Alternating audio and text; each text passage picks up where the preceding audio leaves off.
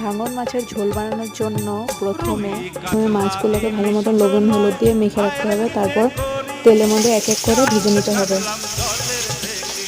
তারপর মাছগুলো ভেজে উঠিয়ে রেখে তারপর ওই তেলেই পেঁয়াজ সম্বার দিয়ে তারপর আলুগুলো ভেজে একবারে লবণ হলুদ দিয়ে ভালো মতন ভেজে নিতে হবে একবারে।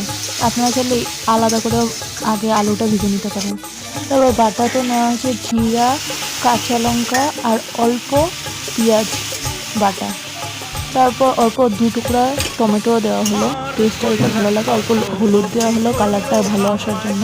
তারপর ধনেপাতা নেওয়া হয়েছিল। শেষে ঝোলটা ভালো মতন ফুটে এলে তারপর মাছগুলো দিয়ে অল্পক্ষণ পর ধনেপাতা ছড়িয়ে নামিয়ে নিলে হলো। ভিডিওটি ভালো লাগে থাকলে অবশ্যই লাইক, শেয়ার, কমেন্ট এবং সাবস্ক্রাইব করে দেবেন ইউটিউব চ্যানেলটি এবং ফলো করে দেবেন ফেসবুক পেজটি।